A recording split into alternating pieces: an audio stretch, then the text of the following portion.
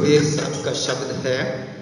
आखिरी दिनों में ये शब्द डेरे में काफ़ी प्रचलित हो गया था पूज्य अमरेंद्र साहब जी के पास। तो सारी संसार जो है मालिक से मिलने की कोशिश करते हैं, चाहे नहीं मिल सकते, रास्ता गलत है इसलिए नहीं मिल सकते। जब मालिक मिलेगा तो संत मिलाएंगे। उन्होंने एक असूल बना दिया, अगर मालिक से मिलना है किसी ने तो संतों के जरिए ही मिलेगा। तो कबीर साहब कहते अगर मालिक से मिलना है तो मैं बताता हूँ रास्ता, क्या कर तू सतगुर सतगुर बोल। अब सारी दुनिया ही सतगुर सतगुर बोलती है, अपने हिसाब से बोलती है। कोई 2 ईंट खड़ी करी घर में, उसमें दिया लगा लिया, जोत लगा के सुबह शाम खुश हो गया, मैंने सतगुर सतगुर बोल दिया। कोई साला सर जाता है, कोई कहीं जाता है, कोई कहीं जाता है। नहीं, मालिक तो है अंदर। जब मिलेगा अंदर से मिलेगा, और मिलेगा किसी के थ्रू, किसी के जरिए। किसके जरिए? संतों के जरिए। कौन से संतों के जरिए? जो खुद मिले हुए हैं वो हमें मिला देंगे। तो कबीर साहब कहते हैं मैं आसान से आसान रास्ता आपको बताता हूँ। मालिक कैसे मिलेगा? क्या सतगुर सतगुर बोल। इसमें कोई कीमत नहीं लगती। बाकी योग साधना करते हैं, आसन लगाना पड़ता है, अंदर से जो है धोती नेती बस्ती वगैरह वो आसन करने पड़ते हैं, तो इसमें कुछ भी नहीं करना पड़ता। संत जो रास्ता बताते हैं, 5 साल के बच्चे से लेके 100 साल के बूढ़े तक कोई भी कर सकता है। दिन में अपना काम करो और सुबह शाम अपना थोड़ा टाइम दे दो, पलाथी मार के बैठ के। कबीर साहब कहते हैं समझो तो लो विधि बताए, ला सिमरन का जोटा। और सुबह शाम की टैम बांध के भर ले भजन का कोठा। जिस तरह टूटी लीक होती है, उसके नीचे बाल्टी रख दें, एक एक बूंद गिरती है, एक एक बूंद से बाल्टी भर जाएगी। इसी तरह थोड़ा थोड़ा करके और वो सतगुरु का भजन कर ले, थोड़ा थोड़ा भजन कर ले। ये मालिक के मिलने का जतन है।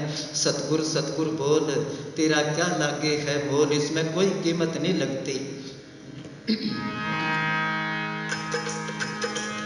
10-20 कोस नहीं चलना, तेरे सिर पे भार नहीं धरना रे। 10-20 कोस नहीं चलना, तेरे सिर पे भार नहीं धरना रे। तेरा हाथ पाँव नहीं हिलना रे। इस मन की कुंडी खोल बंदे, सतगुरु सतगुरु बोल, तेरा क्या लागे है। कबीर साहब कहते हैं जो मैं रास्ता बताता हूँ, इसमें कोई सफर नहीं करना पड़ता, इसमें कोई बोझ नहीं उठाना पड़ता, और इसमें कोई दुख नहीं पाना पड़ता। 10-20 कोस नहीं चलना, तेरे सिर पे बोझ नहीं धरना, तेरा हाथ पांव नहीं हिलना। बस तू करना क्या है, मन की गुंडी खोल दे। मन की गुंडी ना ये परिवार में खोलता है और ना ये संतों के पास आके खोलता है। भाई भाई से मन में गुंडी रखता है, भेद नहीं देता। बाप बेटे से मन में गुंडी रखता है, बेटा बाप से मन में गुंडी रखता है। मियाँ बीबी आपस में गुंडी रखते हैं, फिर कहते हैं घर में गुजारा नहीं चलता, बरकत नहीं पड़ती। बरकत पड़े कैसे, मन में तो गुंडी है। इसी तरह संतों के पास आके कहता कुछ और है, करता कुछ और है। इस सार एक जगह पर मैं गया, प्रोग्राम था ऋषिनगर में, बस अड्डे के पास। उस जगह पर प्रोग्राम होया छत पर। तो एक प्रेमी था, उसने नाम तो किसी और जगह से लिया था। हम चाय पीने लगे तो बैठा बैठा कहने लगा जी जब मैं सिमरन पर बैठता हूँ, आत्मा एकदम निकल जाती है। रास्ते में बड़े बड़े पहाड़ आते हैं, जंगल बियाबान आता है, बड़े बड़े समुद्र आते हैं। काफ़ी देर सुनाता रहा, मैं कहा बहुत अच्छी बात है भाई। उसके घरवाली कहने लगी महात्मा जी हमारा घर नज़दीक है, हमारे घर चलो चाय पी के आना। तो मैं कहा चलो चलते हैं, अभी इतना ये अभ्यास करता है। हम चले गए, वो चाय बनाने लगी, मैं उसको क्या और बता क्या क्या देखा तू अंदर। उसके घर वाले कहने लगे महात्मा जी आपको इसलिए लाई हूँ मैं, इसको थोड़ा धमकाओ, शाम को रोज पीता है ये और सिगरेट नहीं छोड़ता। मैं कहा ये तो कहता है मेरी आत्मा चढ़ाई करती है, ये है वो है। अब उसकी तरफ वो गुस्से से देखे घरवाले की तरफ, वो बागड़ी था, वो कहने लगी मेरे कन्ने के गोर का काटो, मैं झूठ बोलूं के। अब मैं उसको क्या, भले आदमी मेरे को तो फरमा लिया, मालिक तो सब कुछ जानता है, ये गुंडी क्यों रखता है तू, कुछ करता नहीं। वैसे कहता है मेरी आत्मा एकदम निकल जाती है। तो ये मन की गुंडी है, ये खोल दे, मन की गुंडी खोल। तो वो कवि हुआ नत्था सिंह, उसने लिखा दिल में कुछ और, अमल और कुछ जुबां पर और, घर में कुछ और, बाहर और कुछ दुकान पर और, हर समय हर घड़ी होशियार नजर आते हैं, प्रेमी तो करोड़ों में दो चार नजर आते हैं, जो करते हैं वो बताते नहीं हैं, काहेरे बकवाद लायो, जिन पायो तिन ही छुपायो। तो कहते तू मन की गुंडी खोल दे, संतों के आगे जाके बता दे मैं पापी हूँ, मैं गुनाहगार हूँ, मेरे को काम सताता है, मैं क्रोधी हूँ, मैं लोभी हूँ, मैं अहंकारी हूँ, मालिक दया मेर कर देगा। छोटा बच्चा होता है ना, वो माटी में खेलता है, कपड़ों में लैट्रिन कर देता है, कपड़े गंदे हैं उसके, अगर रो के माँ की जोड़ियों में चला जाए वो, तो उसको उठाकर छाती से लगा लेगी, उसको दूध पिलाएगी। अगर बच्चा नखरे करे तो वो कह देगी ना भाई तू मेरे कपड़े खराब कर देगा, तेरे को नुहा धुआ के फिर उठाऊंगी। इसी तरह हम विषय विकारों में गलतान है, ये गुंडी निकाल दे तो मालिक मिल जाएगा, हमारे पापों की तरफ नहीं देखते। महाराज साउंड सिंह जी ने लिखा है आप कितने ही पापी हो, कितनी कमियां हैं, कितने गुनाहगार हो, कोई परवाह नहीं, बस अपने आप को मालिक के हवाले कर दो, हमारे में सारी कमियां हैं। फिर ही हम कहते मेरे जैसा है कोई प्रेमी, मेरे जैसा है कोई साधु, मेरे जैसा है कोई, ये कमी हमें मार गई। मन की गुंडी, अंदर गुंडी रखी है। हाँ जी।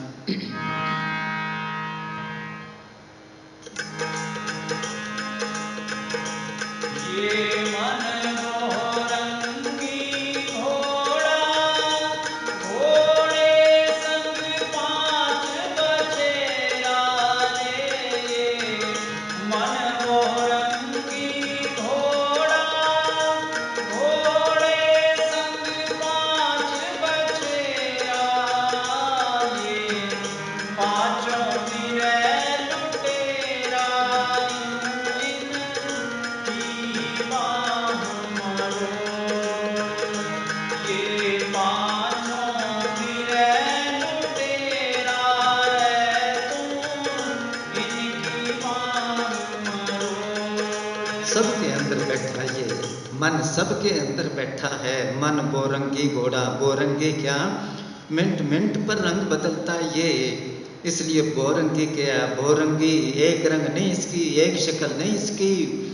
कभी ये मन होवे रोगी, कभी ये मन होवे शोकी, कभी ये मन होवे गिरही, कभी ये मन होवे बिरही, कभी ये मन धुंध मचावे, कभी शील सीमा घरावे, कभी ये मन कुल का ऊंचा, कभी ये मन नगटा भूंचा।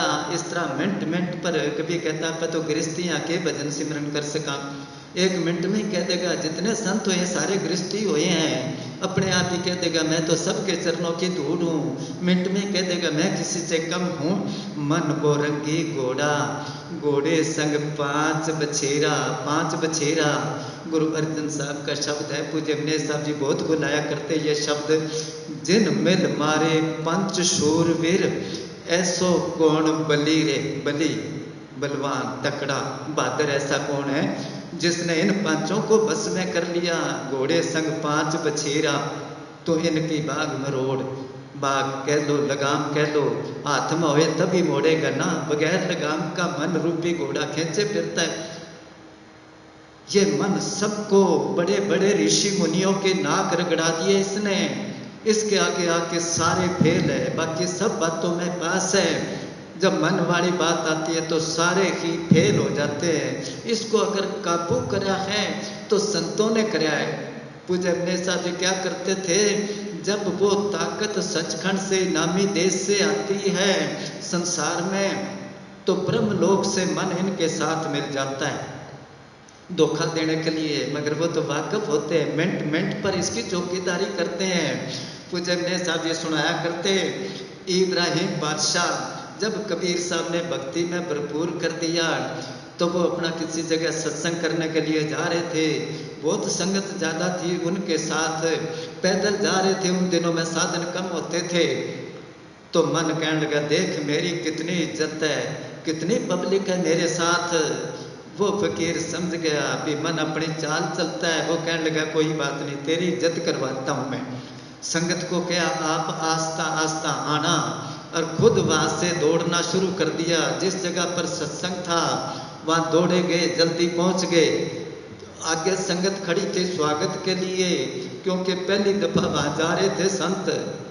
अब वहाँ खड़ी थी, उन्होंने पूछा, सोचा भी ये आदमी जो आ रहा है दौड़ा, इसको पता होगा संत कितने दूर आ रहे हैं, क्योंकि उनको पता नहीं था ये संत है। उससे पूछने लगे संत जी कितने दूर आ रहे हैं पीछे। वो कहने लगे वो संत है, वो तो पाखंडी है, वो लुटेरा है, वो धोखेबाज है। 2-4 बातें ऐसे कही।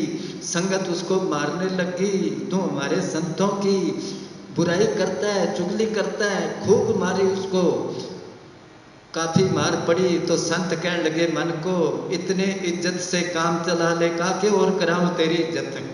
ऐसे काबू करते हैं वो मन को। मन बोरंगी घोड़ा, घोड़े संग 5 बछेरा। हाँ जी।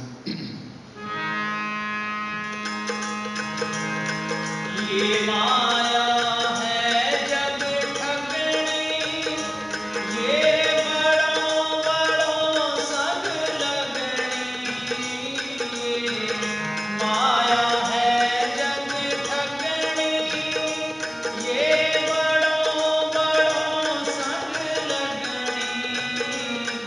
इस माया की जग भर माया रे, तुम इसका कहना छोड़।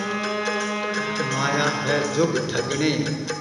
अब माया के बगैर तो किसी का ही काम नहीं चलता, ना संतों का चलता है और ना दुनिया का चलता है। मगर कबीर साहब तो कहते बच इससे, ठगनी है, दूर रह इससे। लूटती किसको माया है जुग ठगने, इसे कोई मत समझो अपने। जिसने अपनी समझा उसको ठगी है। इसमें ठगनी क्या है? एक जगह कबीर साहब कहते हैं माया तो है नागने, अपना जाया खात, कुंडली में छोड़े ने 100 बातों की बात। नागन होती है, उसके 101 बच्चा होता है, वो कुंडली मार लेती है, जो उस दायरे में आगे सबको खा जाती है, वो उछल के जो बाहर रह गया वो बच्चा बच गया। इसी तरह जो इसके चक्कर में आ गया, जो आदमी माया के चक्कर में आ गया, उससे कोई बचा नहीं है, सबको बर्बाद कर दिया इसने। एक जगह कबीर साहब कहते हैं माया तो है नागने और जगत रही लिपटाए, जो इसकी सेवा करे उसी शख्स को खाए। जो इकट्ठी करता है, जोड़ के रखता है, उसको बर्बाद कर देती है। तभी तो कबीर साहब ने कहा सतगुरु मुझको उतना दीजिए जा मैं कुटुंब समाए, मैं भी भूखा ना रहूं और कोई साधु भी भूखा ना जाए। माया है ठगनी, इसे कोई मत समझो अपनी। माया ने जग भर माया, सारा खेल माया का है। और जो माया के चक्कर में आ गया, कई जगह सत्संग में मिसाल दिया करता हूँ, एक सुनो। कहते हैं कोई अति गरीब आदमी था, वो किसी संत के पास चला गया, सेवा करी उसने, सेवा से फकीर खुश हो गया, कहने लगा माँ क्या मांगता है? उसने कहा जी मैं गरीब हूँ, मजदूरी करता हूँ, कभी दिहाड़ी लगती है कभी लगती नहीं, वचन कर दो रोज मेरे को काम मिल जाए। संत कहने लगे अब तेरे को काम करने की जरूरत नहीं, अब तू घर बैठ के खाएगा, क्योंकि मेरी सेवा करी है। उसको 4 मोमबत्ती दे दी उस संत ने। कहा जा, जब रात हुई तो एक मोमबत्ती जगा के पूर्व की दिशा को जाना, जहाँ ये मोमबत्ती बुझ जाए उस जगह तू धरती खोदना, तेरे को खजाना मिलेगा, सारी जिंदगी आराम से बैठ के खाना तू। अगर समझे ये थोड़ा है तो दूसरी मोमबत्ती जगा के दूसरी दिशा को, पश्चिम दिशा को जाना, जहाँ ये बुझ जाएगी उस जगह पर इससे कई गुना ज़्यादा खजाना मिलेगा तेरे को। अगर फिर भी समझे भी कम है तो तीसरी मोमबत्ती जगा के तीसरी दिशा को जाना, उस जगह धरती खोदेगा ना तो इतना खजाना मिलेगा, सारी दुनिया में तू सबसे अमीर होएगा। मगर चौथी मोमबत्ती ना छेड़ना, तू ये जगा ली तो फंस जाएगा। उसने कहा जी ठीक है। जब रात हुई तो एक मोमबत्ती जगा के निकल गया, कुछ दूरी गया था वो, और मोमबत्ती बुझ गई। जब धरती खोदी तो चांदी के सिक्के मिले उसको बहुत ज़्यादा। वो कपड़े में गांठ बांध के ले आया, बहुत खुश होया। अभी अब तो सारी उम्र काम करने की जरूरत ही नहीं। कुछ दिनों के बाद मन में सोचता है एक मोमबत्ती और जगा लिया, थोड़ी बहुत कमी है पूरी हो जाएगी। दूसरी जगह के निकल गया। वो थोड़ी दूरी गया था, वो बुझ गई। वहां से धरती खोदी तो वहां सोना ही सोना मिला उसको। वो ला के बेच के अच्छे मकान बनाए, नौकर चाकर रखे, गाड़ियां ले ली, ऐशो इशरत का सब सामान है उसके पास। मगर थोड़े दिनों बाद फिर सोचा एक मोमबत्ती और जगा लिया, थोड़ी बहुत कमी है वो पूरी हो जाएगी। तीसरी मोमबत्ती जगा के निकल गया तीसरी दिशा को। जहां वो बुझ गई वहां से धरती खोदी तो क्या देखता है उस जगह पर हीरे जवाहरात माणक मूंगा मोती पुखराज बहुत कीमती धातुएं मिली उसको। ले आया घर में सजा दी, किसी चीज की कमी नहीं है। मगर कबीर साहब ने कहा ना, कबीर उन्दी खोपरी कबू दापे नाए, तीन लोग की सपदा कब आवे घर माए। मन में सोचा पहली मोमबत्ती जगाई चांदी मिली, दूसरी में सोना मिला, तीसरी में हीरे जवाहरात मिले, चौथी में पता नहीं क्या मिलेगा। चौथी जगह के निकल गया। वो संताली बात तो भूल गया माया के नशे में। कुछ दूर गया वो बुझ गई। वहां से धरती खोदी तो क्या देखता है कोई कमरा है, अंदर बढ़ गया और आगे चला गया। आगे गया था 100 साल के करीब एक बुढ़ा आदमी चाकी पीसन लाग रहा था। उसने उसको बुलाया, खजाना किधर है?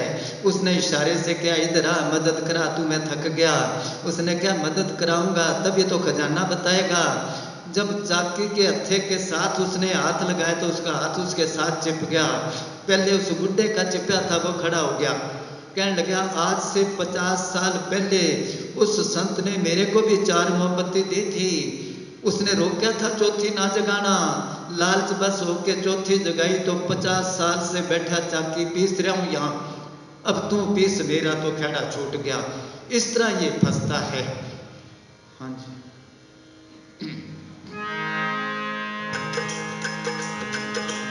तने साहिब कबीर समझावे, तेरे एक समझ नहीं आवे। तने साहिब कबीर समझावे, तने एक समझ नहीं आवे। फिर गया हाथ बंद नहीं आवे भाई।